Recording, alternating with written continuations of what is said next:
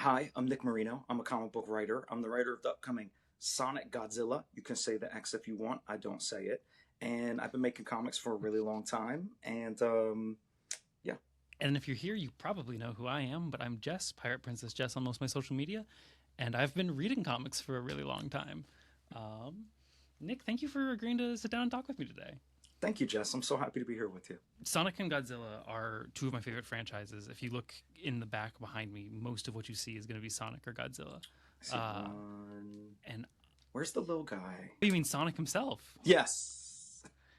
So I've got my Sonic, my empty Sonic Lego box because Oh, who yeah, can I see afford it Legos now. these days? Thank you. And I've got a collection of every Sonic graphic novel ever printed. Whoa. Okay, that's pretty cool. Thank you.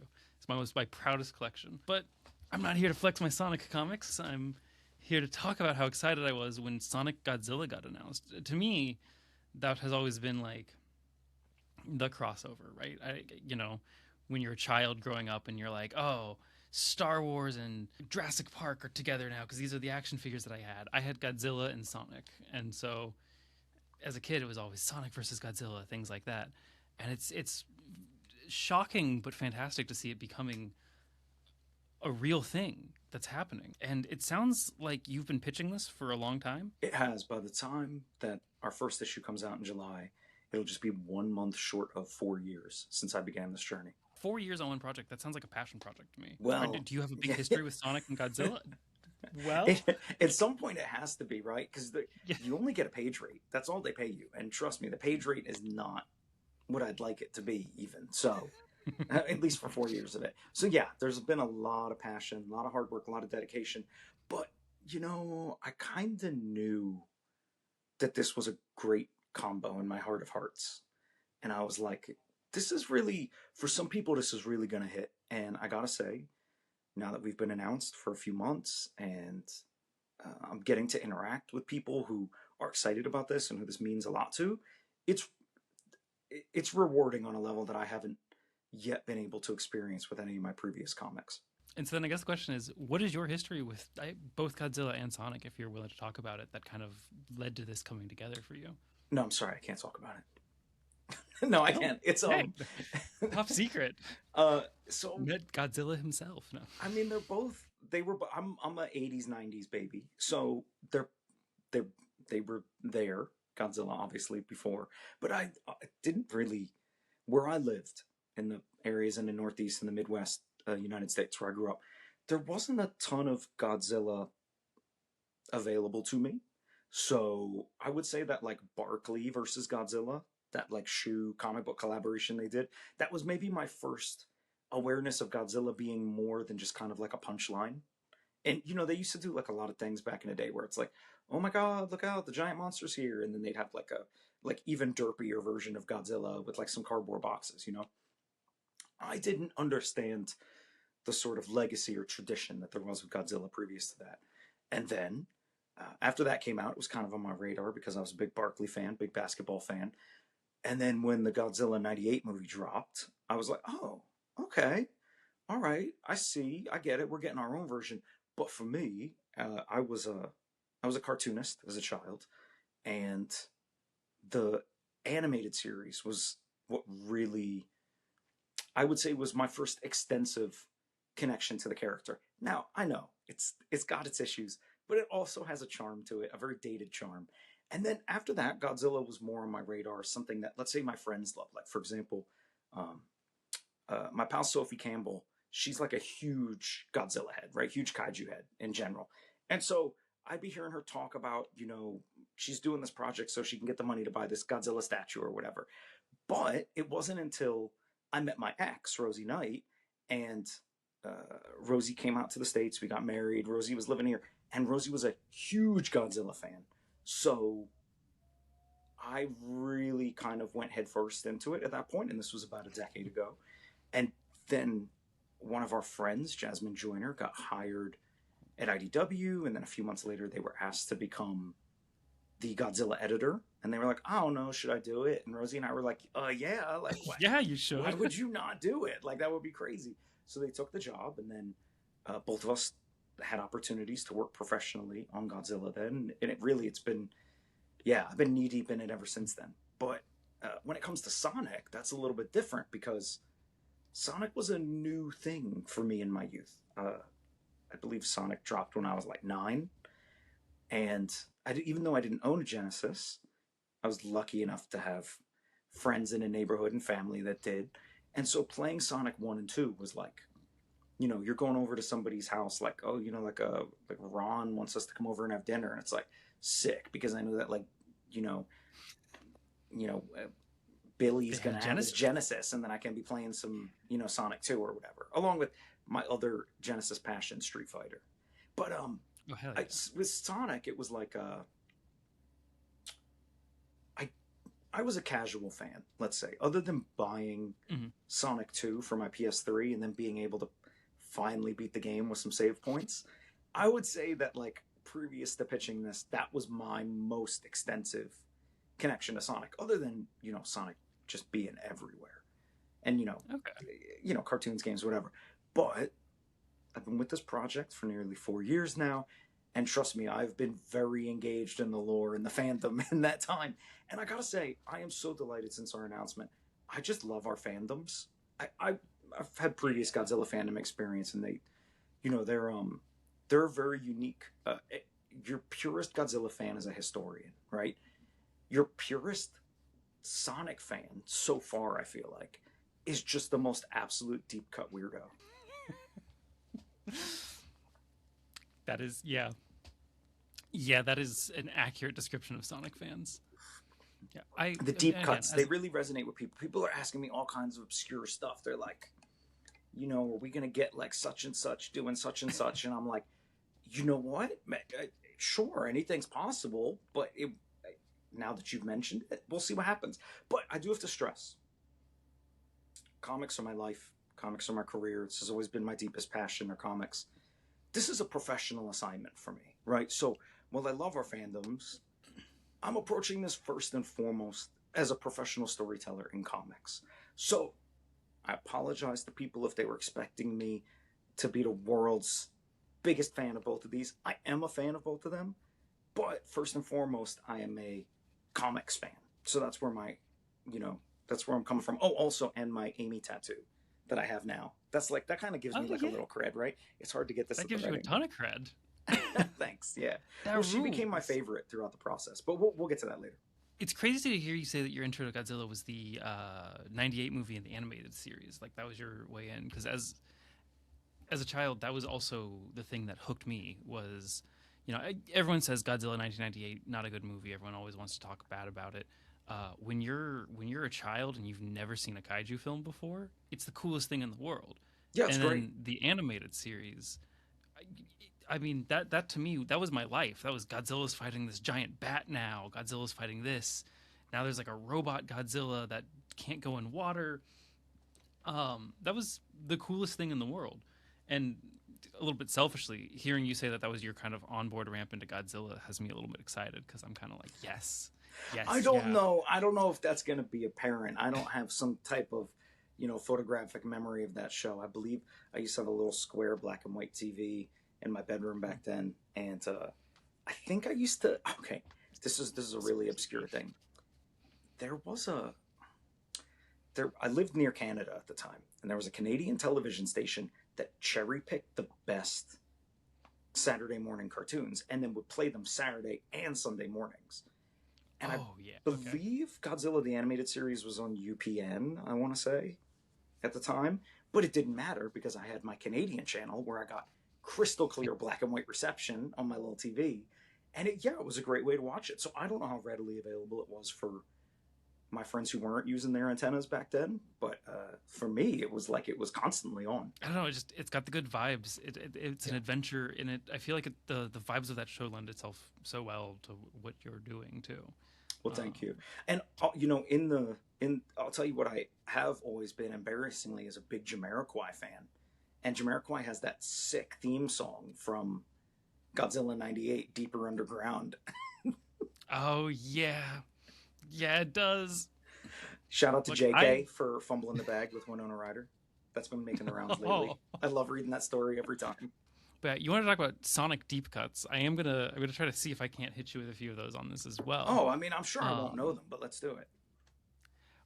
this one specifically is because of what we've seen so far from the series. So you've had preview pages coming out, and also you've had Yes. reviews coming out. Which, by the way, congratulations! They've all been fantastic. Thank you. That's all Um, just with basically in the past 24 hours of when we're recording. And I have to say, I thought they would be good because I feel really good about this book. But then again, when you're making something, you tend to always feel good about it. I'm really mhm. happy that our reviewers responded to this in the way that they did. I'm not gonna lie, I was one of them dropped late last night, and I was actually crying reading it because it took a Oh, really long time to get here and a lot of really hard work, and to see somebody drop a high score on us and really just instinctively understand what we were doing, it's such a relief. Our very first review that dropped at comicbook.com did reveal one of the things that's a little bit controversial about Sonic Godzilla number one. Sorry, Sonic the ooh, Hedgehog Godzilla number one, which is that um, Godzilla is not in the first issue. so, Godzilla's not in the first issue. Oh, so look, there's a long and complex reason for why, and it hmm almost changed at the last minute because some people at some of the companies, some of the roles at some of the companies involved in this. I'm not gonna single any corporation or individual out. Um, there were new hires, there were changes, and when they were reading over the finished art in the first issue, which has been done for quite a bit of time, they hmm were like, "Where's Godzilla?" And I was like, "It was your company that said we should hold Godzilla back, right? Like this was you guys were the ones who told us to do this." And I honestly was on board with it. I thought it was a good idea because I'm kind of old school in this sense. I like a hmm Hulk story where you save Hulk for that really impactful climactic moment. And yeah, in the process of this story, which was outlined, I lost track of how many times this story was outlined. There were instances where Godzilla was in it, almost right away, instances where Godzilla was held even more back than we have. And ultimately, we settled on making Godzilla's appearance a wonderful climactic moment. But yeah. that wonderful climactic moment will not hit in the first issue. And I'm a little nervous how people are going to feel about that. But look, we got you got other kaiju, you got big things going on. Okay, I promise this is not you're not going to be light on Godzilla. It's just a matter of um, sometimes you just gotta you gotta save a little treat for later. You've got Mecha Godzilla on like page 2 or 3. If anyone's upset, Oh yeah, that's no, that it plenty. begins right away. There was a version where the kaiju didn't even show up until like basically the second issue, and we were like, "This is dumb. Why are we doing this?" But look, I'm gonna liken it to this. When you go out and you order, let's say, a delicious steak dinner, you don't expect the steak to show up first. You're probably going to get a soup or a salad first. You're going to get something that's going to gear you in. They're going to bring you a cocktail. You're going to have your appetizer. You're going to have, a little something. And then that Yeah, steak's going to tease show them up a and little you're bit. like, this is the star of the meal. Look, I'm just saying, be patient with us. We know what we're doing. We are professionals. Shout out to my collaborators, Jack Lawrence, Reggie Graham, Ed Dukeshire. These are wonderful, incredibly talented storytellers who are just at the top of their game. And I feel so fortunate to be paired up with these artists. And I promise you, whatever you think we could have done differently, just see us through the 5 issues because I'm hoping that once you get to the end of those, you'll be like, I see why they did it this way. And if you don't understand, then just blame Sega, Toho, and IDW and not me. Perfect. Yeah. No, you can Right, blame me. straight It's from the okay. horse's mouth. It's Sega's fault. It's IDW's fault. It's Toho's fault. No, I think No, people are look, gonna like it. And we're all trying to just make the best thing that we know how to make. And it's tricky to get everyone to agree on what that best version is. The fandom's never going to agree.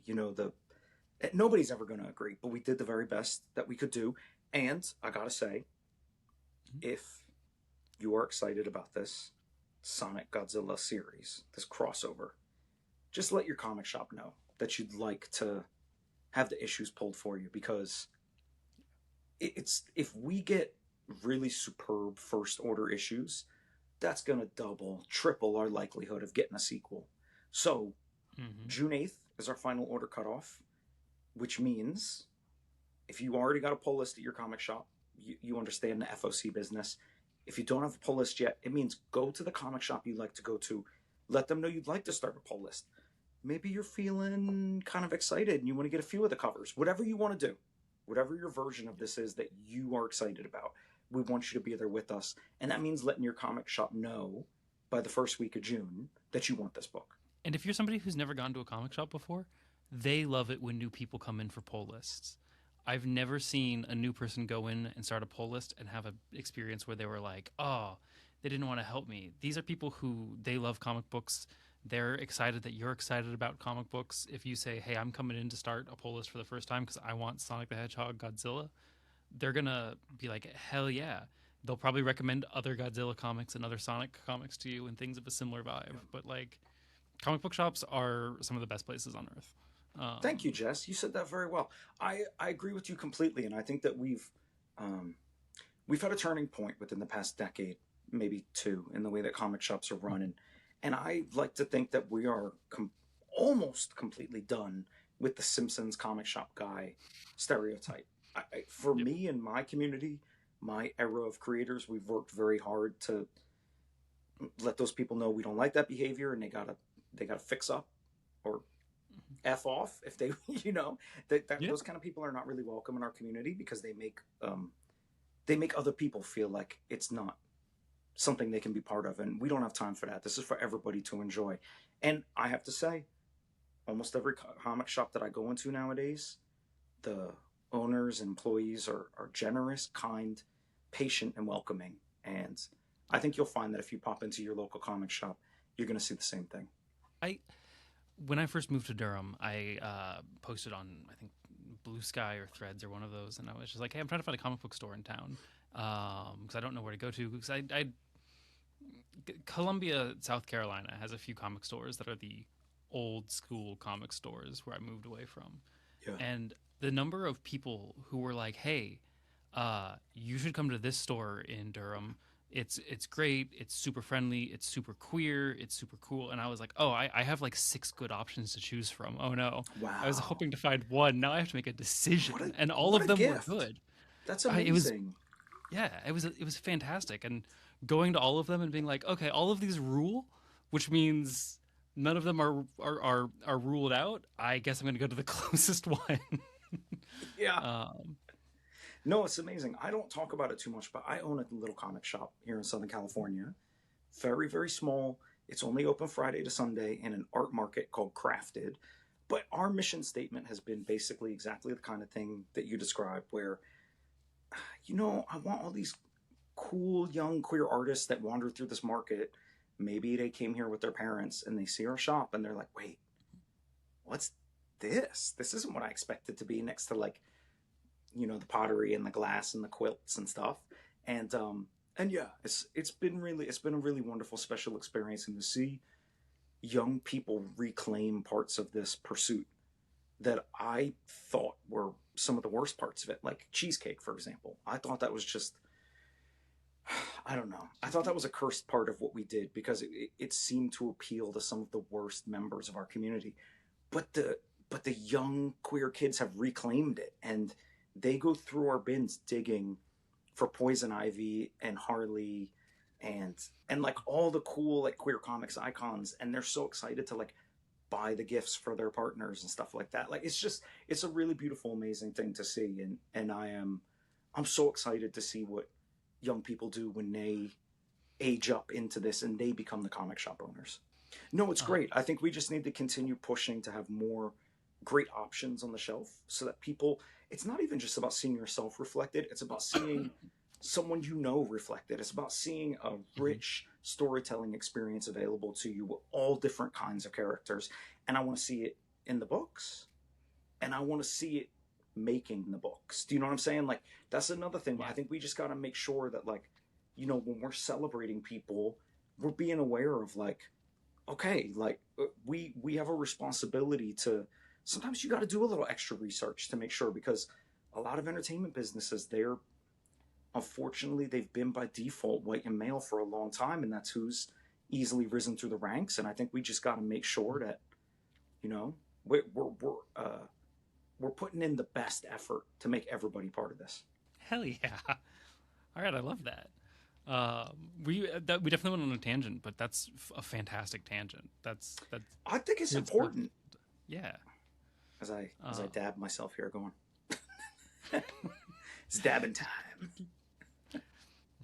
This heated conversation. Yeah, woof, comic shops. Oh baby. Oh man, the industry. All right, but I've got a Sonic Turbo Nerd question for you now, because at the end of the day, I am also the same person that wants to have the deep cuts and the intense lore conversations. Station Square. Sure. You have Station Square showing up in an IDW comic, which, and I'm gonna restate this for the audience because I assume you probably know this.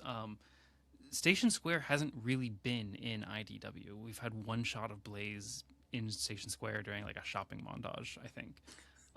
As it should be. Yeah. IDW shopping montage. I know me being like, yeah, one of the strong women characters had a shopping montage. I promise you, it's a good series. They're not doing Blaze dirty. She's one of the best characters in Sonic. No, I wanted to get my hands on Blaze. Unfortunately, we will not have Blaze in this mini. It was something that was in my earliest outlines, and Sega, they wanted us to go with a really classic cast, I think is the best way to say it. But I think we're going to have a lot more leeway if we can get a sequel. So if you can come out, support this zany crossover, and help us get those orders robust, I'm excited to fulfill all of everybody's weird hopes for who could make it into this book. But yes, Station Square, not traditionally part of the IDW Sonic storytelling canon, but you might be surprised who told me to use it. Do you have any guesses? Oh, was it Sega? It was Sega. So I had set most of the story around Angel Island. And I knew that was going to be a little dicey, but I was riding the high of the Knuckles TV series, which I love dearly, and I was really I was trying to get a lot of Knuckles in there. Hell yeah! And you know, Knuckles does not depart from his beloved, very lonely home unless he has a reason to leave it. And so I was like, well, then we'll just bring the action Knuckles, right? We'll just make sure that that's whole Knucks is getting into this. And I came up with this cool, weird thing where the portal was under Angel Island. I really loved the idea, honestly. And I can't say exactly. I don't remember at this point if it was my editors or Sega, or for all I know it was Toho, who was like, can we get like a little space from here? Like maybe it's too much in Angel Island. And I was like, well, I don't mind. And Sega was like, look, here's what we think. When you see the Toho Kaiju, you really want to feel that epic destruction. And we think that's going to hit harder if you're in an urban metropolis. What do you think about Station Square? Why don't we try that? And I was like, oh, crazy. Okay, well, you know what? This is actually great for me. So I dug in, did my research. Sonic Adventure Director's Cut? Director's Cut, something like that, is available on the PSN still for the PS3, which my beloved PS3 that I still use to this day. And I was like, great, I hadn't played this game in the past. I'm going to get it. I'm going to play through the point I needed to, because there is an aspect of Station Square that my editors and I, after they introduced the Station Square idea, my editors and I were like, oh, wow, I know where we should have a big battle. And I was like, I love it. That's super strange. We got to do it. And and so I needed to play through to that point in the game because I wanted to represent it as well as possible. And yeah, I got some time in with Station Square. I thought it was a great idea. And I've had a lot of fun figuring out weird ways to put a hurting on that city. And I got to tell you, Jack Lawrence, that dude can draw the hell out of a city. I mean, what a talented artist. And when he gets those little windows going on every building, and he's doing like all kinds of little, I don't know, just like a fantastic little architectural tricks and angles and showing the scale of the devastation. Oh, But the interesting thing about Station Square 2 is it's notably somewhere that has dealt with a kaiju attack before. Probably, I think to my knowledge, the only place in the history of of current Sonic the Hedgehog canon that's had that happen. Yeah, that was Um, a big part of it, and that I think that was why Sega gravitated towards it, and I thought that was really mhm. fun. Now I am going to be honest and say that our focus has been the city, so I love to let people's imagination run wild with how they could see some chaos enter into the mix. But I do want to emphasize that the point of this was to have a great urban setting for us to terrorize. I like that. That's good because cause Station Square is iconic, and it's crazy to me that we haven't seen it in 20 years. Um, You know, it's Sega is a very interesting situation in terms of their storytelling, and that they're very, very deliberate with what goes on in everything that yeah, they do. And in particular, they're very deliberate in having the IDW stuff kind of be in its own lane. So I was really honored that they gave us the opportunity to put Station Square in here, and I from what they told me once they got that rewrite with Station Square added, they felt like I honored that. They felt like I delivered on that premise, and that really meant a lot to me because they were not communicating to me that I was delivering before that. that's all. Yeah, that's good feedback to get. I imagine it's a little terrifying sending something off and not knowing if they liked it or not. Uh, Especially when the turnaround can take months. You don't, you're oh like, yeah, oh great, like did they already put somebody else in the book? Have I been fired? Like, you don't know. I mean, we've yeah. only put out the previews and the review copy for the first issue. Maybe no, I'm just kidding. I don't think I'm going anywhere for the There's first still series. time to fire you. Yeah, no. Sega, don't fire me before the second series. Then my other super niche question. I can't help but notice that we're using the Heisei era designs for all the monsters from the previews Right, that we've seen so right. far. Is that Yes. an intentional choice for a story reason? Was that something that was given to you as like a hey, here's the branding, use this monster? Or did you just choose the coolest versions of these monsters available to you? That just frankly tends to be Toho's preference when it comes, Okay. unless there is a specific story reason to have a certain version of a kaiju there. Toho generally tends to default to the Heisei stuff, and that was something that was communicated to me on my issue of Godzilla Rivals. It's something that I saw when I was working on Godzilla Monster Island Summer Camp, and it's something I've seen a lot. I've had a lot of pals work on those Godzilla books, and it's something they've experienced as well. And I made the boo boo of writing Showa Mecha Godzilla into my first script because I love, that's my favorite Godzilla film is Godzilla versus Mecha Godzilla, the first one, and uh, I just really like Showa Mecha. I don't know. Yeah, it's He's iconic. sorry, I shouldn't say he it's because you know there's not it's not he it's it. It's really cute. It's like an adorable little like derpy robot to me, and and I just wanted some finger missiles really badly. So there is a version that Jack Lawrence penciled, and Jack. I'm so sorry. I should have known. I just thought because this wasn't really. This seemed like its own pocket thing. I thought they would let me get away with it, and they didn't. Oh, So I'm tragic. gonna break your heart here, as renowned Godzilla creator Matt Frank uh, pointed out when I sent over, or let's say got excited about when I sent over the review copy to him a couple of weeks ago. He was like, "Oh, Mecha Godzilla 2, eh?" And I was like, "Matt, come on, don't get too excited. Like, I'm sorry, it's not. You can't look for too deep of a story reason for that because the real truth is that that's just what Toho prefers aesthetically when they're doing like a broad Godzilla story. Okay. Yeah, Yeah, I also got excited when I saw Mechagodzilla too. I know That's it my opens favorite up a design of lot of Mechagodzilla. possibilities, but Mm-hmm. I, I think the best way to think about this. I'm not going to give you my corny cheese pizza analogy that I've done for everybody else. You're going to get a. You're going to get. I'm going to get really frank with you, Jess. Okay. Okay. Look, they just they want to do some. They want to do like a greatest hits kind of cast in this on both the Sonic side and the Godzilla side. And I think for where Toho's at in terms of its licensing right now, to them, greatest hits aesthetically means the visual of the Heisei versions. Now, I don't know if this is something that you've gotten into yet, and this is something I've seen online, so I feel comfortable pulling back the curtain on this. When it comes to the kaiju, we can't pull in narrative stuff from the films without Correct. Yeah. some very specific. There tends to be exceptions that are made for certain creators, maybe who are higher profile or certain storytelling mechanics. But generally speaking, for me as a guy who's just got a couple Godzilla projects under my belt previous to this one, they weren't about to be making some big exception to that for me. And they were like, "We think you'll be fine with our default," And I can't, even if I wanted to, my hands would generally speaking be tied from. I could only imply things you might be familiar with to do with this Heisei version of Mechagodzilla.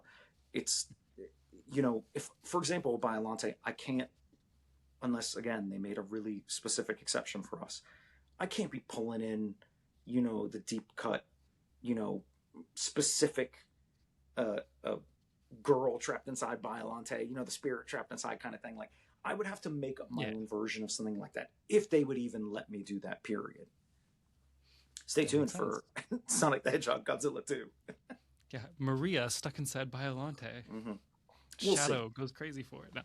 I know. Confirmed here. You know what? I got all kinds of ideas, and don't get me wrong, Biollante's on my short list for who I want to play around with, because I just think I love this. I love the contrast between what we expect from a botanical life form and what we expect from something that's more reptilian or mammalian or whatever. We have all kinds of values that we place on sentience, and I think a plant monster is such an incredible, when it comes to Transformers, for example, I love Botanica. I think that's such a cool, weird character. Sorry to my Beast Machines haters out there. And do people not like Beast Machines? Hold up. No, nobody likes Beast Machines. It's like me and you. That's it. Yeah, that was no. Oh. When I did my Transformers story years ago, it was a Beast Machines riff, and it was like, me and 5 people, celebrating. But it's yeah, I love that we have so many rich options open to us in narrative fiction in terms of what can, I don't want to say personified, because that's not what's happening exactly, but what can be given agency, right? And I find that exploring ideas of what life forms that we know are living, but we rarely ascribe agency to them, it's fun to give that kind of life form agency. Yeah, that rules. Again, people have heard me say on here a million times that Godzilla vs. Biollante is my favorite Godzilla movie. Well, that's a masterpiece of a film, just in general. Come on. So good. Yeah. It's so good. My understanding is that this is your first time working on Sonic, but both Jack and Reggie are regulars on the series. Oh, these are incredibly experienced professionals, and I think that Tia and Bixie, my editors, who really... I've had a lot of editors throughout this process, but Tia and Bixie were the two who really kind of took this from park to drive. They knew that Jack was going to be the right choice for them, and Jack knew that Reggie was going to be the right choice for him. I'm so excited to see Reggie's colors with some of the stuff that we are going to have with Godzilla. Reggie, with what he did with Surge during the writer's arc, one of my favorite panels of all time, has me so excited to see the way that he handles Godzilla's breath eventually when Godzilla shows up in this series. I haven't even gotten to see a ton of that yet. I mean, a few panels of it, but yeah, I mean, it's going to be great. Reggie is such a unique, interesting sensibility, especially for this story. I primarily used Scrapnik Island as my touch point for Jack's work when I was... Once I knew that Jack was going to be... They kind of... For the past couple of years, we knew it was going to be Jack. But not until I really signed the contracts, about a year-ish ago or so, were we sure that I was like, is it really Jack? Like, are we sure about this? And they were like, yeah. And I was like, okay, let me go... Let me actually... I didn't want to, overcommit myself to, dreaming of it being Jack Lawrence too early ahead of time. And I went and I looked at Scrapnik, and that's... Natalie, who did the colors on Scrapnik. Natalie, whose last name begins with an F, but I'm forgetting how to pronounce it at this point in time. And uh, I I love what Natalie did in that book, but Natalie's a Oh my gosh, very yeah. different kind of colorist from Reggie, and I was excited to see. I was excited that we got the colorist that Jack wanted because Jack Lawrence knew he wanted Reggie Graham for this, and Okay. and it was like Jack was Tia's first choice, and then Reggie was Jack's first choice. So it all we were very fortunate, and I was nobody's first choice. No, I was I was my own first choice, and Yeah, you started this project. You get the first pick of everything. yeah, I did. Yeah, thanks, Nick, and and I I was like, I don't know what to expect because Natalie went for quite like a lot of chromatic choices, and also Scrapniks are very different kind of stories. It's horror beyond horror tinged, it's horror drenched, right? And Yeah. and I was like, well, I would love that if we went that route because I love a great use of tight palettes. Reggie has opted to find Reggie's opted to go for big, colorful, and eerie. And it's almost a playful eeriness, which I didn't know what we were going to get when Reggie was first making some color choices for the background after our portal erupts next to Station Square. Hmm. Uh, he messaged me and he was like, I'm kind of leaning towards like pinks and purples. Great for me. That's my favorite.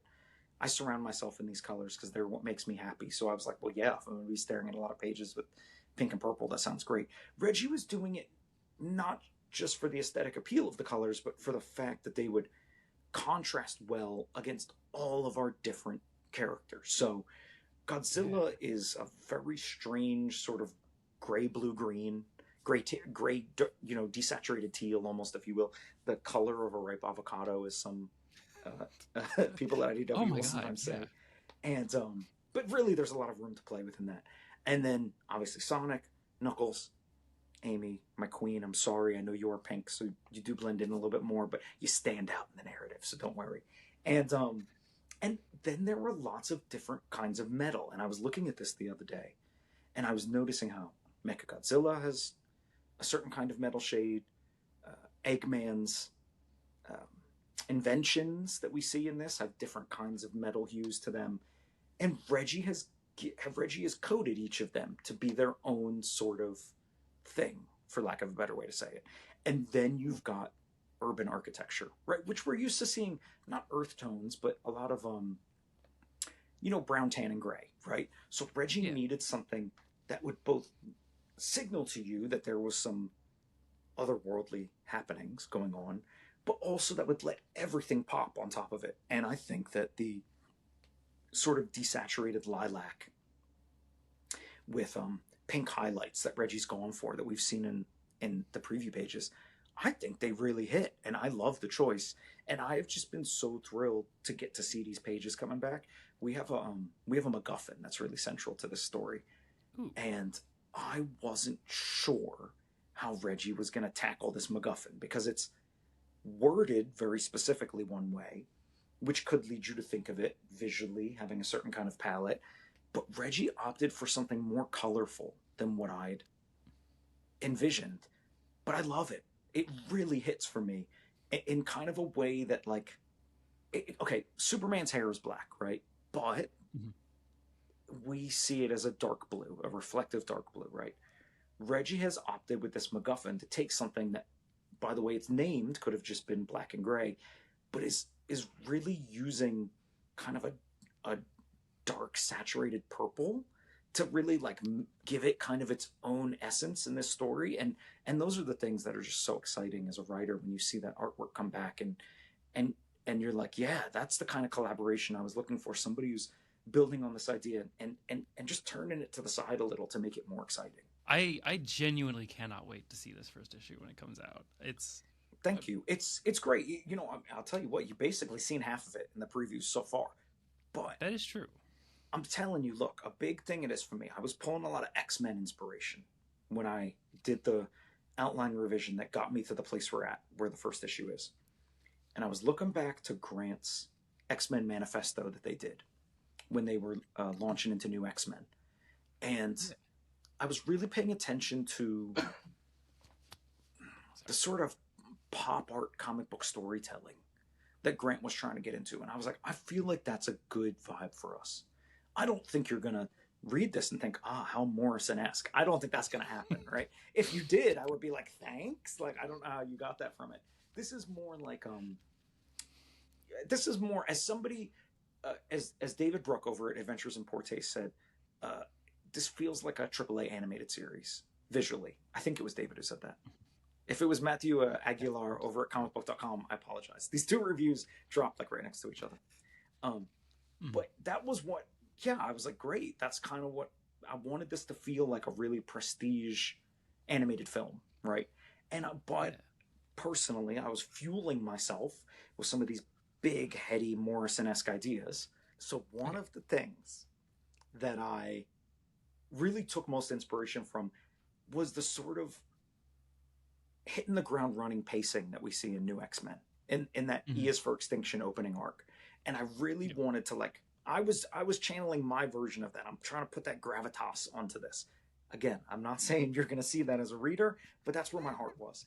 And in that, what I'm saying is, you may have seen a lot of pages from our first issue, but I'm telling you, it's about the way you experience it as you read it. It's not just knowing what's going to be on the page, it's feeling the action as it's happening. Something I love about manga that we don't have in quite the same way with our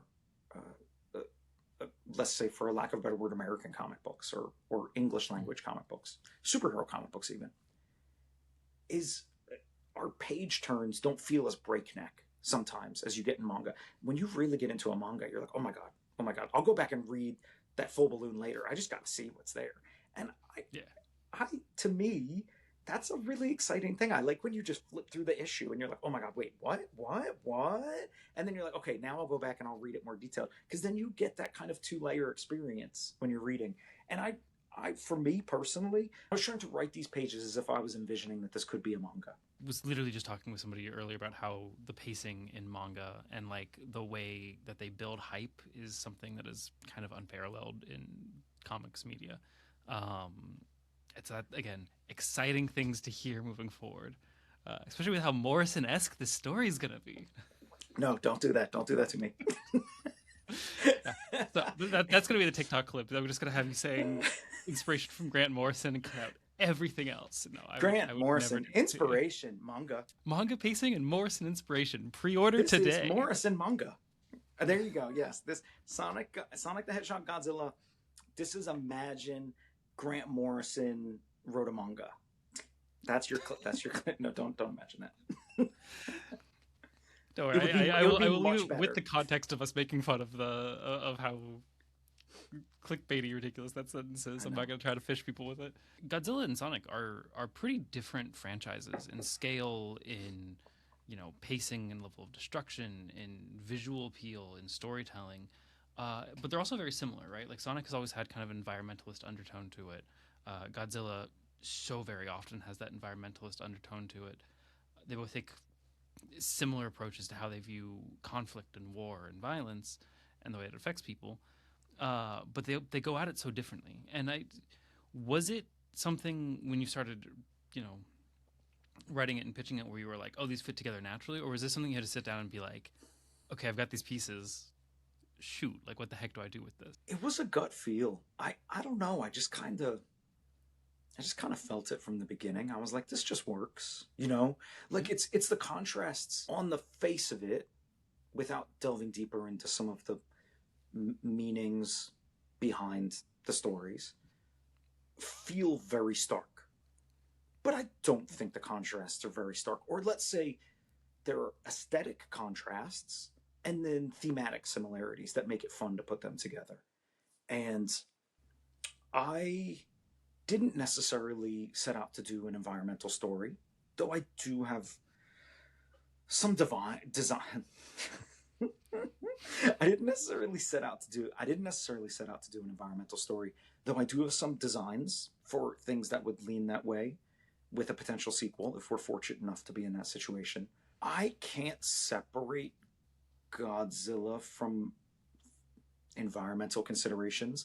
I see Godzilla and the kaiju as forces of nature who have names and can look you in the eyes. Now, what do they think when they look you in the eyes? It's, in some ways, it's not for me to say because I'm literally not allowed to say in the books. But it's, I think that I think it's exciting to explore the concept of a walking hurricane, you know, of a walking a flying tornado, if you will, that you know, that's beautiful and majestic and has wings and can destroy you and your family with a the littlest little boop, putting them together. I think that's great. Shout out to Mothra. And I, you know, with Sonic, I guess I felt less compelled initially to explore those aspects because I just think Sonic is just the simple idea of Sonic is so much fun. Just like a blue hedgehog that can like break the sound barrier is just so cool. Yeah. Like let's not overthink this too much. Like let's just enjoy the pure visceral like pleasure of this idea. But with that said, there were iterations of my outline where those things were more in play than maybe they've ended up being in the final version of this. I've mentioned to you that there was throughout the versions where I was trying to get everyone to say yes to this, Angel Island played a greater part, and I had deeper connections, maybe in some areas there. But for a lot of different reasons, that ended up changing, and that's fine. You know, we didn't lose anything. We just gained things in other places. And this is really, let's say we've got so much we can explore, and this is an opening salvo to show you what we can do with this combination. And if that same gut feeling that got me into this in the first place is right now, and it's saying to me, hey Nick, you're going to get another one, let's hope that we can dig even deeper into that stuff, where we go from here. I guess similar talking about the franchises. I have a feeling I know what your answer is going to be for half of this because you have an Amy tattoo now. But coming in from the perspective of somebody who's writing in the franchise instead of consuming the franchise, did that change your perspective on any of the characters? Did you find that there were any Sonic characters that you liked more as a writer than you did as a viewer, and same for, you know, the kaiju themselves? Definitely. I thought that Tails was going to be my favorite to write. And this is a very tech-based story, especially when it comes to my evil king, Dr. Eggman, who is just so much fun to script. And I'm really thrilled that our reviewers picked up on how much fun I'm having with Dr. Eggman. I recently told my buddy Joe Schmidt over at Collider that the Eggman voice in my head is Jermaine Clement from this movie Gentleman Broncos, where he plays like a nefarious fantasy author. And he kind of talks like this. And like that's my Eggman is like that, but with like more bombast, right? And okay. And there even, if you go, this is homework for everyone, if you go watch Gentleman Broncos, which by the way is not a perfect film, okay? There's some things I would tell Jared has to have done differently, all right? But there are some things about it that went right, and I have my own headcanon for. I'm trying to reclaim aspects of it. You know, that it has a lot of queer representation. It could have done a better job with the queer representation. Sure. That said, it did interesting things that we haven't seen a lot of other films attempt, and it is the prerogative of the storyteller to work through their own personal issues with the story. And, you know, and so Jared was clearly doing that, but, you know, he took on some of that stuff and some interesting stuff came out. But anyway, Jermaine Clement's performance in that is fantastic. And if you go back and you watch Gentleman Broncos, I think you will find varying degrees of inspiration that I took, including some phrasing that you could easily hear Dr. Ronald Chevalier using instead of Eggman. But where I'm going with that is to say that I thought that Tails would be my perfect Eggman foil, and this would really be them duking it out with tech. And the real truth is that I didn't enjoy writing Tails as much as I thought I would. And it's not that Tails isn't great. Tails, I love every Sonic character. There's not a Sonic character I don't like. Once I was outlining, I was like, oh, my boy Knuckles, he's about to steal the show. Like, watch out. I love Idris Elba as Knuckles. That to me is like dream casting. Oh, it's so good. And Seiko was like, Nick, yo, man, come on. Like, you can't just be writing like movie Knuckles in here. And I was like, why not? Like, come on, guys. And they were like, that's not IDW Knuckles. And I was like, party poopers. Okay, I get it. You have a brand. No, really do respect it, and I understand. And as much as I would like that to be the voice that you're hearing when you're reading my Knuckles, I did have to finesse that. In fact, we even had like a bit of a, like, they really had to like get stern with me at one point, I think, on like my issue 2 or 3 revisions, and they were like, stop. And I was like, fine. But where I'm going with that is to say, when it really came time to do the scripts, I just fell in love with Amy. I don't know. She's so much fun to write. I think that, like, there is like a certain aspect of me that I'm discovering as I'm aging that's like, I didn't get to have my like princess era as like a little boy. It didn't occur to me to have one, and I'm kind of having it as a middle-aged man. So like, hell yeah. You know, I surround myself with a lot of like, I got my Sailor Scouts behind me. I got my like Sanrio phone case. I got my girl Amy up there, and I really like, I don't know, man. Like, she's just really, it just worked for me in the story. Sega had some very interesting requests. They've continued to have some very interesting requests for Amy. I think they've even maybe regretted some of their interesting requests for Amy at some point, because they were like, oh, Schneid, this dude bought in too hard into like our Amying. And I'm like, yeah, guess what I did? Like, it's Amy all the time, baby. Like, sometimes I feel like I'm writing Amy Rose. Godzilla. Yeah. This is Amy Rose X Mothra. That's what this series is for me. Like, and no, it is really, everybody gets time to shine, and Sonic really is our. Sonic's our main hero. No, like, Sonic is like, you know, Sonic's got to be there. Sonic's got to save the day, right? But I gave my girl Amy a lot to do in this book, but the thing is, as I began to grow this connection to the character, I've had this happen to me in stories where I didn't see it coming. I should have learned it at this point, because it's always the same kind of female character that does this to me, right? I very much like, you know, if my other inspiration for this, which again, I don't think you're going to see in it, my Claremontian foundation in my life as a young reader, just reading everything that Claremont wrote, I see how Claremont ended up. Yeah. I see how Chris Claremont ended up with this Storm obsession. I totally get it, because like, the pieces are there to make this one of the richest characters in fiction. That's my other. I have my Amy tattoo on one side, and then I've got my Storm tattoo on the other side. Oh, that rules. It's a Dave. Shout out to KK Slider. And also a good one. and yeah, I should have seen it coming, because when I did my first published work, not self-published but published work, which was a creator-owned series called Holy F, for lack of a better word. It's the full word, but the character who I didn't expect to speak to me the most was one of our leads, a nun named Maria. And I was like, wait, there's such rich things I can do with this character. I really enjoyed that. And then when I was doing this talking animal comic of mine called Cute Crew, I ended up finding that there was this character, Astral Jane, who was like a failed superhero, essentially, that was on this submarine crew. When I started scripting it, I was like, wait, no, like, Astral Jane is where it's at. Like, this is my girl. Like, and Amy was like, so if Maria was like me finding my sort of like Sister Maria from that first book I mentioned, if that was me finding my most my strongest connection in that story to like sort of like the straight woman character in that, and then Astral Jane was me like going into like the sort of like gruff, I don't know, almost like Michelle Rodriguez in Fast and the Furious, kind of like, I'll take care of this kind of vibe with her.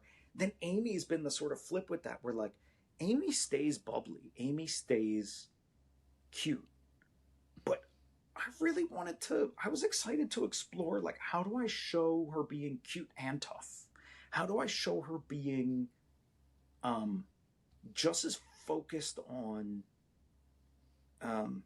fighting these kaiju, but maybe having a take on it that's a little bit different. Like Amy's maybe a little bit more vulnerable than some of these other characters are capable of being, at least in the way I'm writing her right now. And maybe that vulnerability isn't a weakness, it's an asset. Like, maybe she's seeing potential in the kaiju that the other characters aren't. And that really opened up the possibilities. So we had a funny request to do a little bit of product placement in this book. And I was like, that's strange, okay. But actually, that product placement is when I was like, yo, Amy is so cool. And and for a while it like took over the story, and everybody's like, Nick, like, okay, you did like enough Amy, like rein it in, you know. And And I'm like, no, like we need more. Like there's not enough Amy. Like, guys, you're wrong. Yeah. Like it should be all Amy all the time. But yeah, Darn that right. was, I did not see that coming. And in that, I found a really fun and deep connection to play with between Amy and Mothra that I really, that was the thing that kept me going in the times when I was like, are they really going to let me make this?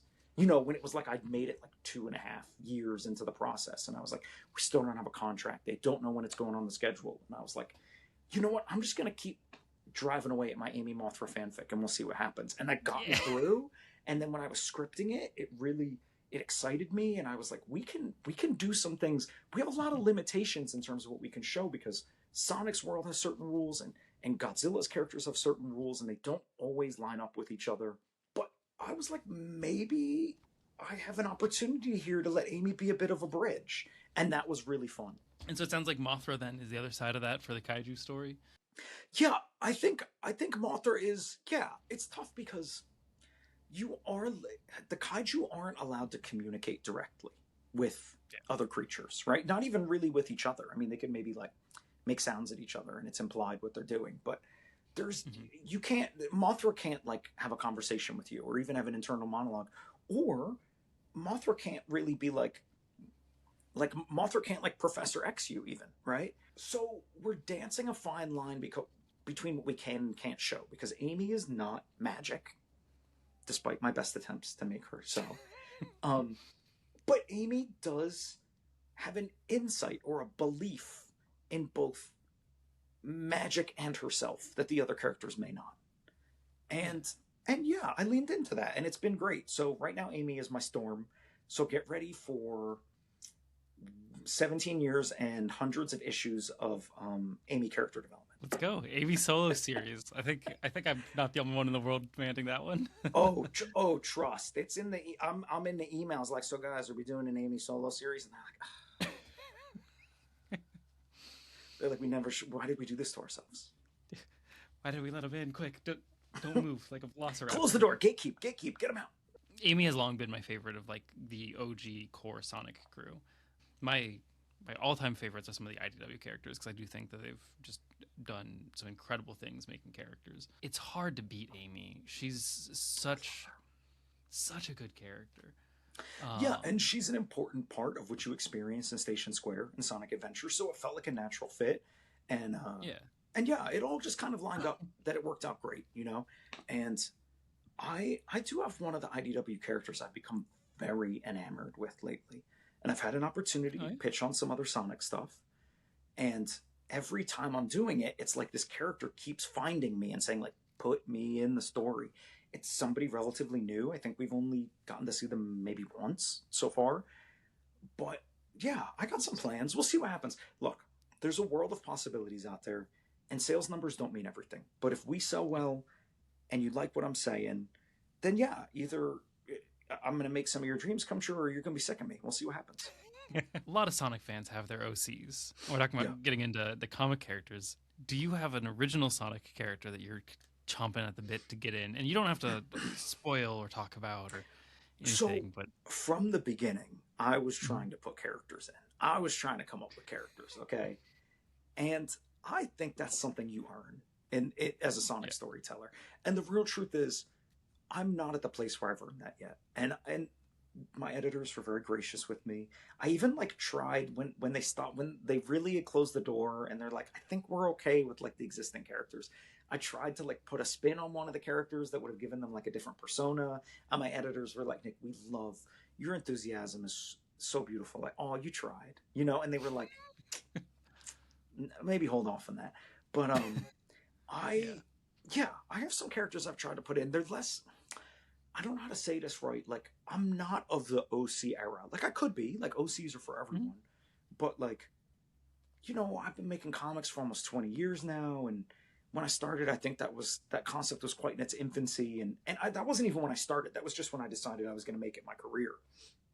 I've been making comics since I was a kid.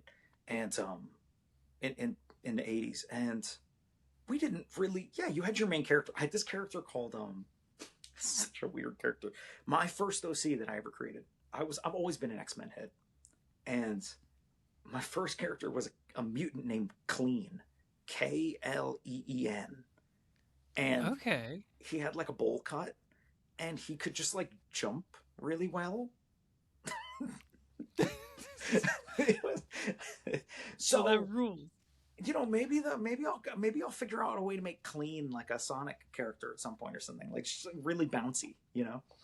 But Hey, jumping is a good fit. I Locomotive abilities in the Sonic world are thank like you, the thank bread and you. butter. But at some point, I did that in my youth, and at some point I kind of got away from that, and I decided if I was going to do original, and a lot of this is because of cautionary tales. We've seen a lot of comic creators doing work for hire who get burned over original creations, right? Not Yeah. getting the proper credit or compensation that they should for them. And at some point, I would say around the time I was really locking down my career on being comics, about getting, we're nearing 20 years ago, I was like, if I'm going to create something original, it's going to be for me in my world. I Hell haven't yeah. really spent too much time dreaming about what the possibilities are in these licensed world, with the exception of the fact that I had to do it for Godzilla because you can't carry over human characters from the films. And so I True. did create essentially 3 human OCs in that story, if for lack of a better way. And I am very enamored with my 2 heroes from that, Dr. Mina Sham and Needles. Needle's a good name. Thank you. Yeah, I know that one wrote itself. I didn't even have to think about it. Yeah, I haven't. I don't have a Sansona or whatever the phrasing would be. I Yeah. I don't. I've tried to come up with a few characters, but I'm not gonna lie, they weren't that great. I was like really into doing like a capybara, and then I think my editor at the time, David Marriott, was like, "We just did a capybara, no," which was David's gentle way of saying like, "Please stop, like, don't put me in this position." And yeah, I haven't really gone back to it much, but the So fair. one IDW original character I am quite enamored with right now has a lot of variation potential. So I have already pitched things that involve creating new variations of that character. So I don't know. We'll see what happens. I think I know who you're talking about. I'm not going to say it on the recording because I don't want to put something out there that might hurt the chances of you getting what you're doing. But I'm Yeah, looking let's forward to just seeing. see what this is. We can return to this conversation a year from now or something like that. Like we'll just Yeah. keep it in a pocket for now. I don't know if you've seen the Sonic fandom's reaction to the fact that there are animal people in Central or in Station Square instead of Please. humans. I know. Look, I want everybody's dreams to come true in this book. I really do. And I got to tell you, I think the thing that's going to break the most hearts is it just wasn't a priority for me. It was never requested that I do it. I kept Yeah. my scripts focused because I was told to focus on our classic cast of existing characters. It's focused on them. Yeah. So you're not getting like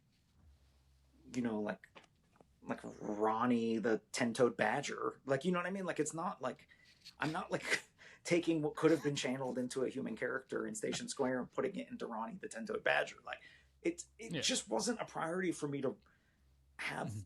other characters that we don't already know. And it also, I'm sorry to say, was not a priority for me. I had my hands full enough trust in what I was doing to be trying to fight to get human characters into this cast.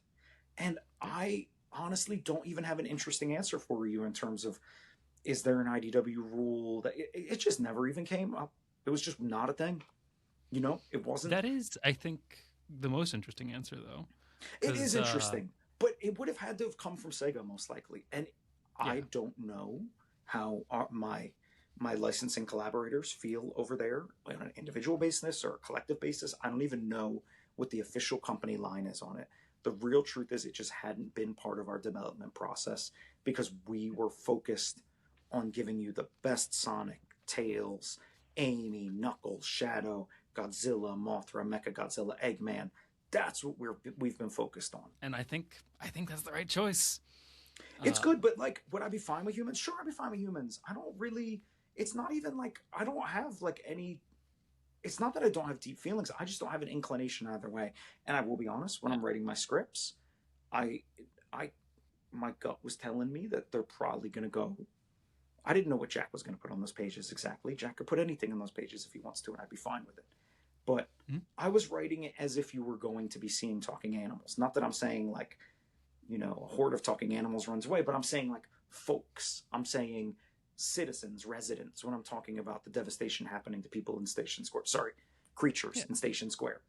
I'm not using the word people or persons because I wanted to honor what my gut was telling me was going to be the take that they would have on it. The fandom likes to have this whole like, oh, Sega has all these mysterious mandates and demands, and at the end of the day, I think what you've said is the realistic side of things, where it's like, oh yeah, I guess it could have been humans, just wasn't the priority, wasn't what we were It thinking wasn't about, in this case. focusing Like, on the story. there are rules. Every world that you tell a story in has rules. I think Mhm. mandates, I hate the way, you know what it reminds me of? It's a little extreme. I hate the way that they've stopped saying immigrant and started saying migrant, because it feels like they're trying to find a really cruel way to refer to people. And I feel like mandates brings a certain level of like implication to it. I mean, these are Yep. not analogous. I'm just saying it's interesting how we use words, right? These are choices we're making. We're not talking about the rules of Sonic World. We're talking about the mandates of Sega. And the truth is that, sure, I've encountered plenty of rules, but none of them were ever passed down to me like, this is like a mandate and you're going to hate it and it's going to make everything terrible. Are there rules I don't like? Yep. Hell yeah, there's rules I don't like. There's rules I don't like in every storytelling world that I love. But Yeah. the truth is, all of this stuff has been handled on a case by case basis. They don't come to me first. They come to me after I do something and say, "Hey, could we push it in this direction?" Or this would suit our world better. And this is from my editors, from Sega, from Toho. This happens on all sides. And sometimes I'm doing it to myself because I knew some of the Godzilla stuff coming into this, and I was like, there are certain things I have to do to abide by those storytelling rules. I'm still kicking myself over writing in Showa Mechagodzilla, and it was such a little thing. I'm a little sad we didn't get to see Showa Mechagodzilla, but Mechagodzilla 2 is still my favorite design of that character. So It's a beautiful design. All Mechagodzillas are beautiful. Okay, I love this them is all. true. And you know what? Here's a consolation for you. Just remember, Eggman and Mechagodzilla, they're going to get really close in this, okay? And you never know what's going to happen to Mechagodzilla here. Maybe we're going to get some cool little things happening, So let your imagination run wild, and hopefully you like what we put on the page. The reviews are good. Have faith. I think it's going to turn out. I think it has turned out quite good. I know. I just hope our middle issues hold up for people the same way that this first issue did. I think they're great. I mean, I love what Jack and Reggie are doing, and I'm putting every ounce of my passion and creativity into this and the tricks I've learned over the years of pacing and delivering things in a satisfying but also kind of playful or sometimes subverting your expectations with some of the directions we go. So I hope that people continue to feel like we're doing a great job as they get into 2, 3, 4, and 5. I mean, again, I'm so confident that it's going to be good, but I guess we'll have to see. I could be wrong. This could be a really embarrassing clip. We could be enemies soon. Yeah. By Christmas time, we could be enemies. That's true. This could be the start. The people will go back to this video and be like, wow, I'm here in 2027. These two hate each other. I need a good rivalry. Let's do this. Yeah. I'll be anybody's rival. That's one of the first things I did on TikTok was become Hank Green's temporary rival. Cool. My one question that I love asking people about anything creative to do, is there anything that you wished somebody would ask you about Sonic the Hedgehog Godzilla that no one has asked you yet? Yeah, you know what nobody's asked me yet? This has been very rude, by the way. Jess, I can't believe you didn't ask me this. Nobody's asked me what I was listening to while I was writing this. Nobody's asked me about my playlists. That rules. Not only am I a devoted putting it on repeat to write something person, I'm a musician as well, so I take this stuff very seriously. And nobody has been asking me about my playlist. And now I'm upset that you haven't asked me this. You know what? Here, let me see if I can't right the wrong right now. Oh yeah, go on. What's the playlist for this? Oh, great question, Jess. That's so great. No one's asked me that yet.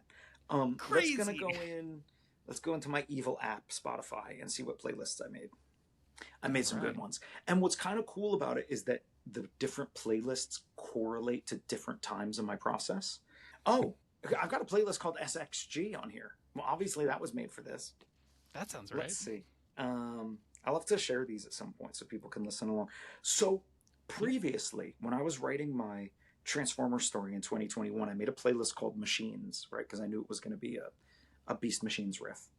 And that was like a lot of this one Scandinavian like techno artist, Todd Terje. And that really Okay. got me in the zone. And in the earliest days of writing Sonic Godzilla, like outlining it and dreaming up ideas, I think I was going back and listening to that Machines playlist because Todd Terje has this one song called Prebin Goes to Acapulco. I'm gonna click on it, but let me turn it off so it doesn't play here. But I'm gonna click on it so you can like see the still. And this song is like, this is everything I've ever dreamed of putting into my own music is in this one song. It's just Oh, like a whoa. great instrumental track with an insane synthesizer solo that like builds, breaks down again, builds back up to a crescendo. And I have written to that throughout the entire process. Sometimes I just put that song on loop and write to it because it's just such great imagination fodder for me. I think the SXG playlist was probably the first one I really made to do this. I'm going to take you back. I'm going to paint you a picture, okay? Exactly this time, 2 years ago, my editors came back to me and they were like, look, it's just not hitting for Sega.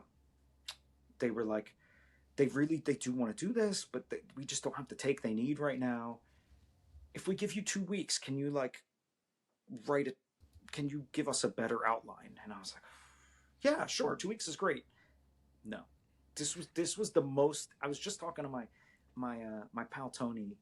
Where my comic shop is. It's in like an art market, and Tony owns the coffee shop over there, and I own the comic shop across from it. And we kind of set that up so we could keep each other from getting too bored at work. And we were just. It was funny because she was remembering this point in time. Just this past weekend, we were talking about it, and I was like, "Yeah, that was like 2 years ago." Well, exactly.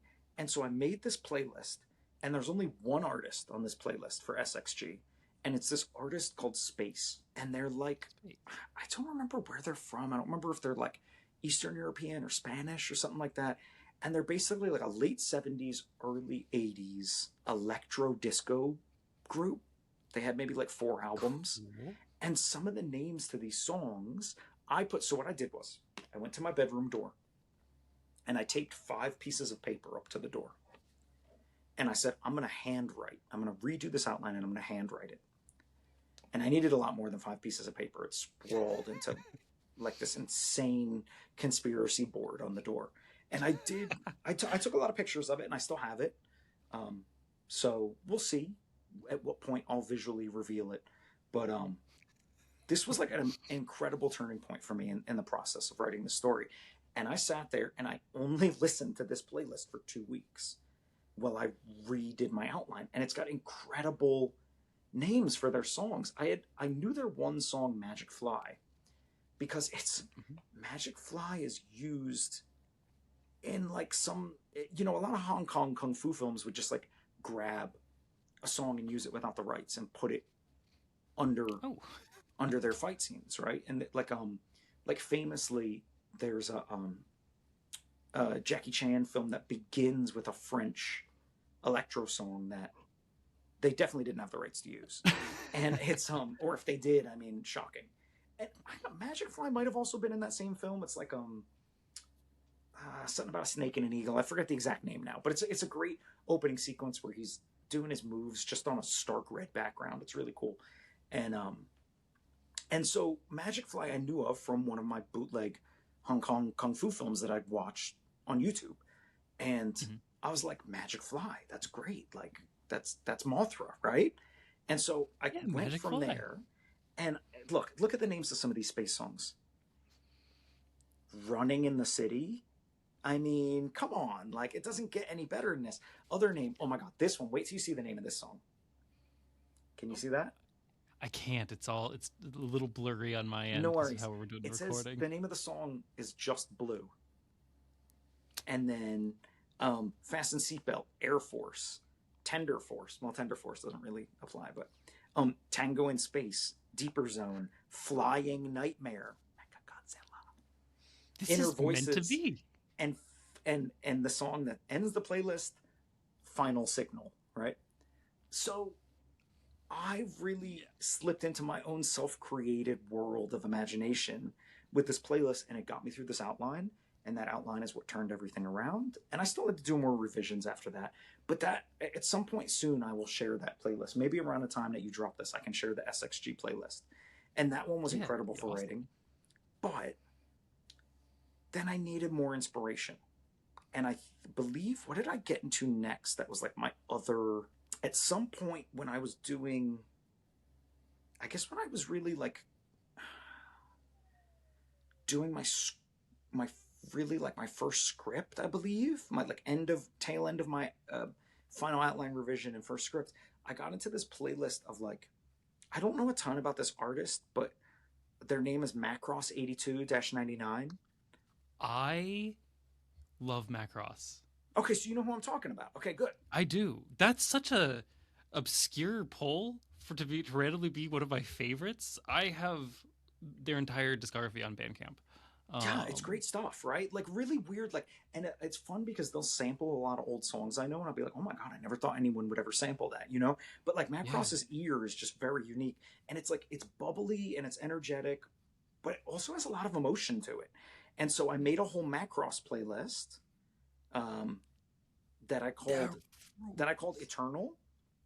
I don't remember why it was called Eternal. It must have been because I had watched Sailor Moon Eternal at some point or something like that around that time. But that kind of was when I was really getting into my like Amy bag, and so that really helped. And then finally,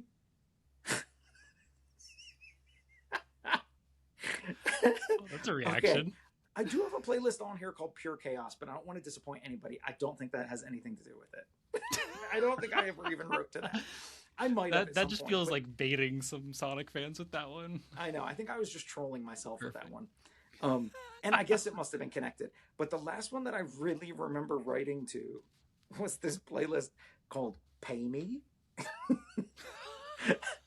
I think I was in like, come on, can we get the contracts now? Like, you're killing me. And that one has some of my Todd Terge stuff on there. And that looks like it's a lot of weird. This is an insane playlist. I don't know if I was ever really writing to this, realistically speaking. It's got this crazy song called Disco Nap by A-Track and Oliver.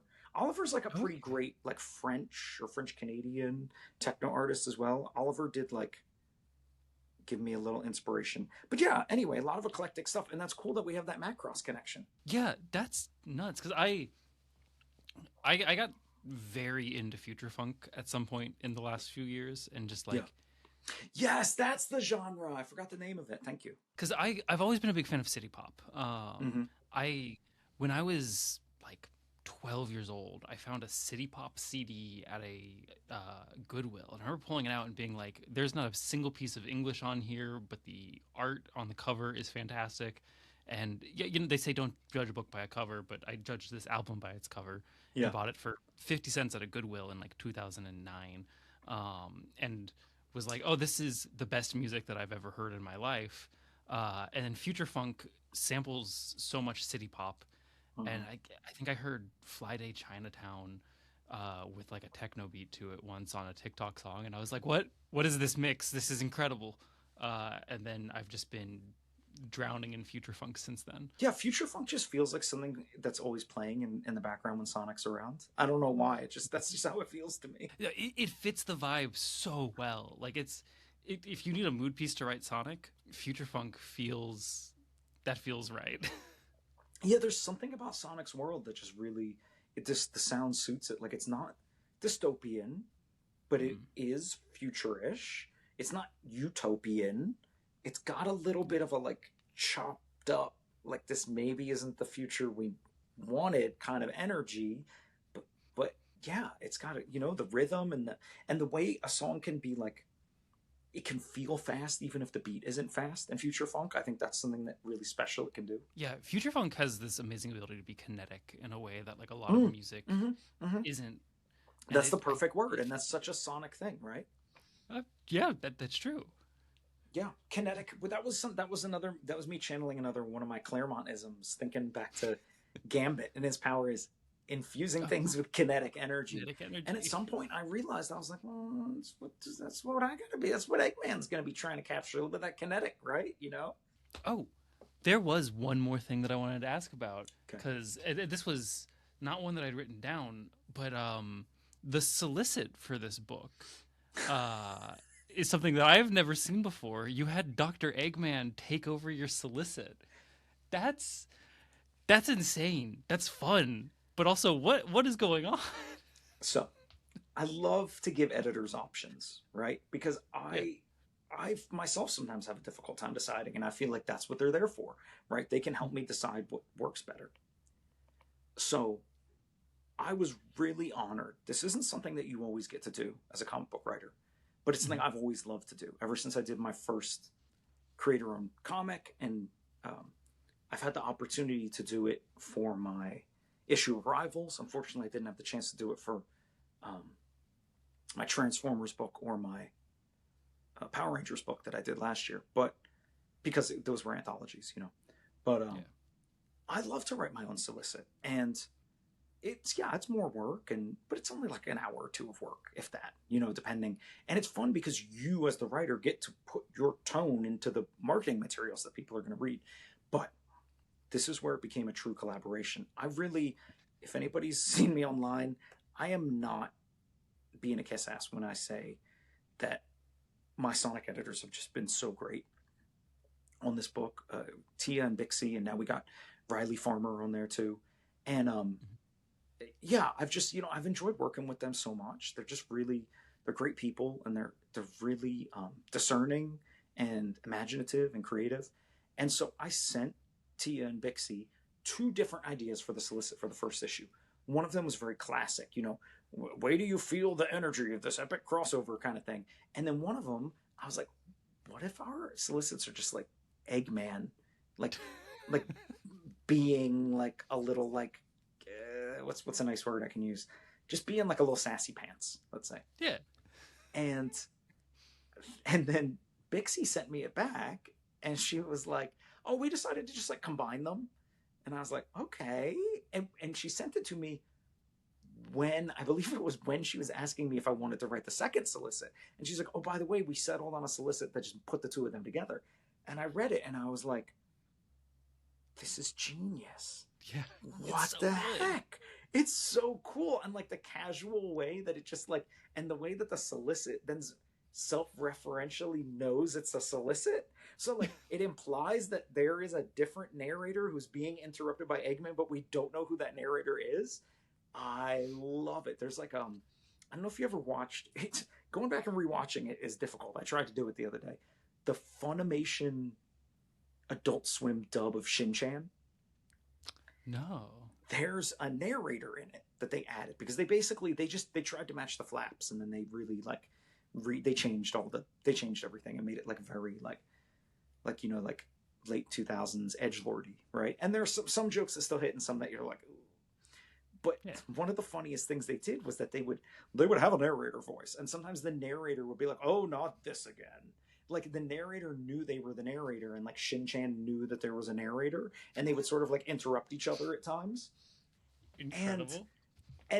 that was something that my partner from a long time ago, my partner from uh, previous like previous 10 years, Justique was obsessed with Shin Chan, right? And we must have had that on our apartment and repeat when we first moved to California for years, like 2 years solid.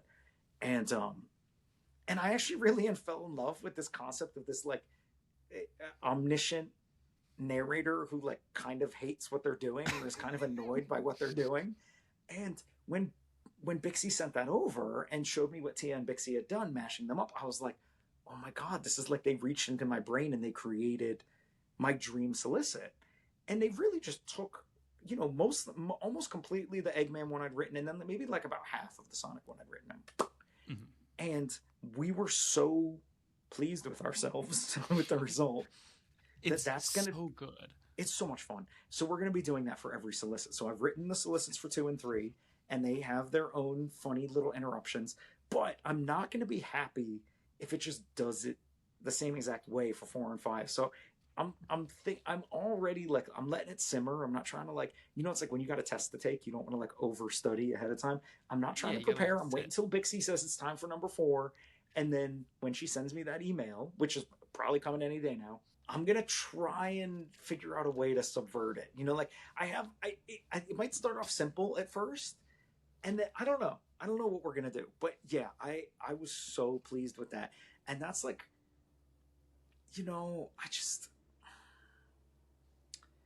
I gotta say, like, just in general, like, I've really had. It hasn't been easy. This has been a really tough project. I've gotten emotional. A lot of tears have been shed over the past couple months, seeing people respond to this positively and reading those reviews last night and things. And like, I get really emotional when I think about how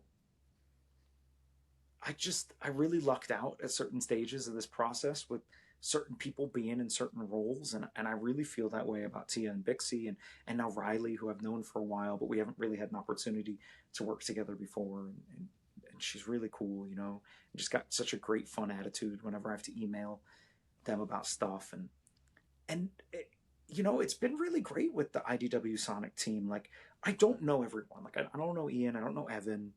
But I have gotten to know, I randomly met Natalie Haynes a couple of years ago, and that was such a great connection to make.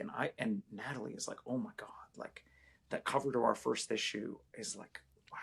I don't know what Natalie's doing for other issues, but I'm so excited.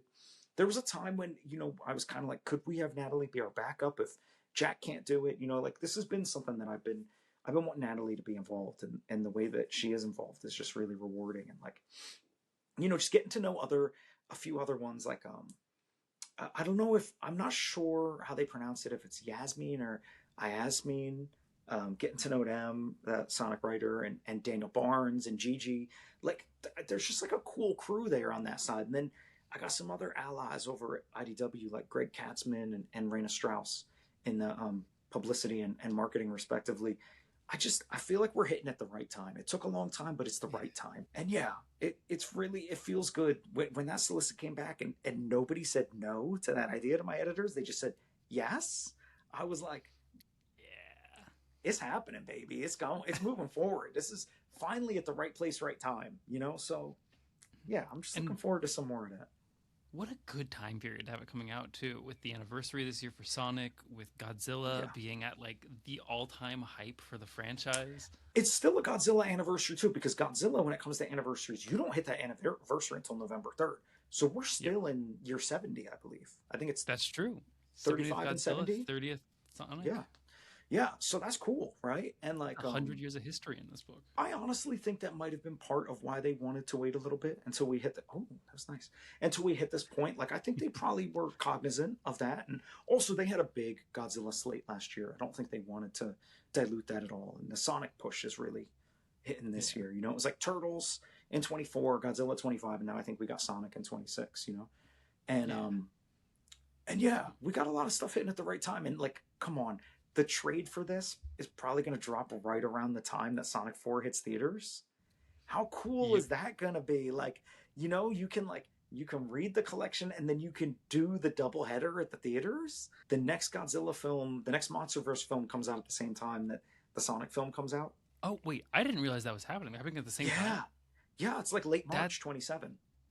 That's going to be the best weekend of my life. Jesus Christ. I think it was staggered by 1 week, but I believe that either Warner or Paramount has added an extra week. So there's going to be like a 2-week window for, I think it's Sonic first, and then it's going to be Godzilla. It might be vice versa. I can't remember. But like, that's our next Barbenheimer, is like Sonzilla or whatever. I have a joke that I'm going to make this joke, and I might cut it because I don't know how psycho friendly this is, but I think we call that an autism exam. Yo, that's what I'm saying. Come on, like, look, and I say that as an autistic person. I need to. They just need to accept this, okay? Like, I'm getting that day we announced, I'm getting all these incredible comments underneath the posts when people are like, autism activated, this is the most autistic thing ever. And that was one of the reasons I knew that we had to do this, is like, we got to do it for the crew, like, come on. Like, I don't think there's any shame in that. Sega should be putting that on the marketing. It should say it on the cover. It should be like, Sonic Godzilla, most autistic ever. Like, what's wrong with that? That's great. As somebody who's autistic, if they marketed it, if they were like, this is for the autistic fans, I'd be like, hell yeah, snatching that up right now. That's what I'm saying. Like, can we add Thomas to the second one? Like, let's get it going. Yeah, let's go. I'd be all about that. Actually, I did not know that was lining up like that. That's the best thing I've ever heard. Yeah, we finish in December of this year, and so I would imagine that they'll have the trade out. Oh my god, yeah. But yeah, I think that's probably where we're gonna wrap up for now. I want to again thank you for sitting down to talk to me with this. Thank you. This is so much fun. It's I've gotten to talk to a lot of people who have different variations of their fandoms, knowledge, and stuff. But you are probably the person I've spoken to who has the closest to my own, or the most overlap with my own experience with the, not like necessarily your fandoms are much deeper than mine of Godzilla and Sonic, but I just think in terms of things we can reference and understand, it's nice to be able to talk to somebody that gets that stuff. It is hitting on the Godzilla animated series together, knowing the Heisei era knowledge. The Macross connection was crazy. Like, yeah, this was a lot of fun. And because we are at the end of the show, I do want to reiterate: please go pre-order this book. You have till June 8th. Go into your local comic shop. People who are not super involved in the industry don't necessarily understand how big of a deal pre-orders are for tracking the success of a book. But it is the thing that leads to the success of a book. You can also go and pick one up on the day of, but that's just the copies that the store has purchased, right? If you want to support the book, pre-order the book. Just join us on this. We want you to have fun with us. We want you to come along for the ride. If you've never read a comic book as it's coming out, being part of the hype cycle for it, being able to talk to people online, being able to be excited with other people who are reading it, there's an energy to it that there's nothing else like it on earth. Yeah, and this is a summer event, so like, you know, you've heard about these before. That's what Civil War was. It's fun to follow along with a crossover event. Like, it's fun to be a part of that community because, like, the book drops, you have it, you're sitting down, you're putting on your SXG playlist or your Macross playlist that you made because you learned about them now, and you're listening to it and you're thinking, oh man, this is what was running through their minds when they're making this. Like, whoa, that's so cool, you know? Like, you're sitting there with me at the little sweaty stool at my bedroom door with pieces of paper taped to the walls. I'm rewriting the comic by hand and I'm trying to figure out, you know, what's the next surprising twist gonna be or whatever. But yeah, it's fun to join along with it. I remember the first summer crossover that I really like played along with was House of M, and that was a fun one to read along with. Like, that was one where, like, and then after that, I stuck with every Marvel crossover for the next until the decade finished, and yeah, that was a crazy time, man. Civil War, Secret Invasion, to a lesser degree, Fear itself. You know, shout out to Fraction, but that World War Hulk was weird, man. I was a Planet Hulk diehard, and World War Hulk was my introduction to Hulk. Oh, that's such an interesting. Well, you led with a master. John Romita Jr. is, like, you know, stylistically all over the place, but also incredibly creative and technically proficient. And Greg Pak, I mean, come on. Yeah. Pak is such an incredible writer and, like, just like a good person. And Greg Pak, honestly, somebody that I began before I really locked in as a comic creator. I was briefly a comic reviewer.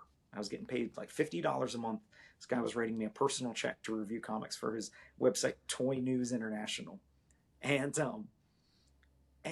Greg Pak was one of the few creators that took time to thank me for writing the review, put a link to the review on his website, and it made me realize that, like, it doesn't have to be this impersonal thing. We can still operate like the comic book days of old.